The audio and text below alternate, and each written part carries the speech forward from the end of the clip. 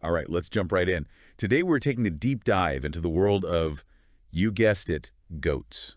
Goats. You know, they're more interesting than people might think. Way more interesting. I mean, when you look at the sources you sent, excerpts from the Skeptic's Annotated Bible and RationalWiki's goat entry. Oh, interesting combination. Right, you start to see these little guys, I don't know, popping up everywhere throughout history. It's true. They've got their hooves and everything. Okay, so first off, the Skeptic's Annotated Bible. Hmm. Do you realize goat shows up 96 times in there? 96? That's a lot of goats. More than camels. Way more. Donkeys, bread, you name it, goats are everywhere. Makes you wonder why, right? They must have represented something pretty significant back then. Well, there's that whole thing about scapegoats, right? Ah, yes. Leviticus 16, one goat gets sacrificed, the other, well, Gets to lug all the sins away into the wilderness. exactly. It's this powerful image, this idea of transferring blame that still resonates today. I mean, we still use the word scapegoat, right? All the time. Yeah. It's incredible how this ancient concept still influences our language. It's like it's woven into our cultural DNA. Okay, but then you've got RationalWiki, the website, claiming the goat as their mascot. That's a curveball. Right. What's a skeptical, often humorous website doing with a goat mascot? Well, they explain it by talking about how adaptable goats are. Oh, yeah. They can live anywhere. Mountains, deserts. And the internet, apparently. Exactly. It's like they're these down-to-earth creatures, but with this air of mystery around them, too. Totally. I mean, they're practical, providing milk, meat, clothing. Yet they're also tied to these bigger concepts. Sin offerings, the devil. Right. It's a wild duality. That's like they reflect our own complexities back at us. Totally.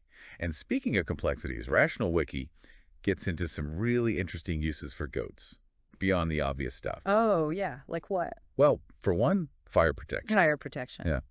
Apparently goats, like, graze on the flammable brush. Oh, right. They're keeping things clear. Exactly. They do it at the Reagan Library, the Getty Museum. Wow. Who knew goats were such effective landscapers? Right. And then there's goat milk.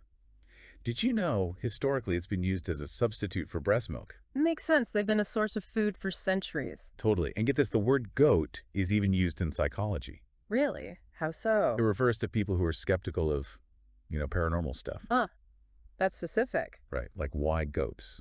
It's interesting, though, isn't it, how they pop up in these unexpected places? Absolutely. And it's not just psychology or websites, it's mythology, too. Of course, the Greek god Pan. Half goat, half... Human, the god of the wild. Right. Shepherds, nature, all that. And then you've got satyrs. Oh, yeah. The mischievous half goat, half human again. Always causing a ruckus. Up to no good. Exactly.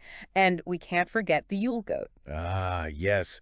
Scandinavian folklore. Bringing in the solstice. And sometimes even gifts. Right. It's crazy how many different ways goats show up in these stories. It speaks to how long we've had this, this relationship with goats. Totally. We see them as powerful, playful, sometimes even a little creepy. Definitely a little creepy. Especially when you think about the whole... The devil. Yeah, the devil. That darker side of goat symbolism. The occult. Satanism. Right. It's like this constant duality with goats. Totally. Practical and mystical, sacred and profane. And that duality, it carries right over into how we see goats today. And RationalWiki even has this whole section, right, on goats of note. Yeah, it's pretty great. Some of the stories are unbelievable. Like, do you see that one about the goat in Nigeria? Oh, the one accused of armed robbery. Yeah. What is it with goats in these weird situations? It's like they have a sixth sense for trouble. Or maybe just a really good sense of humor. Totally. They're like walking memes waiting to happen. They definitely keep things interesting. Speaking of interesting, you've got Clay Henry. Clay Henry. Oh, right, the mayor. The beer-drinking goat mayor of Lajitas, Texas. A classic. You know he wasn't the only goat to hold office, right? Wait, really? Yeah, there was William Windsor, a Kashmiri goat. Oh, right. He was in the British Army. Lance Corporal. A goat in the army. I love it. But, I mean, the point is, from ancient myths to, well, mayors of small towns. Internet sensations. Right. Goats are everywhere. And the best part is, people still get a kick out of them.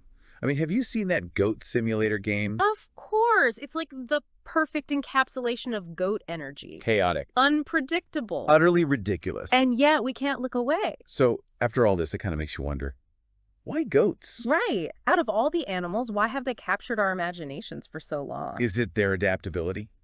that they can thrive anywhere? Maybe it's because they represent this weird mix of like the practical and the mystical.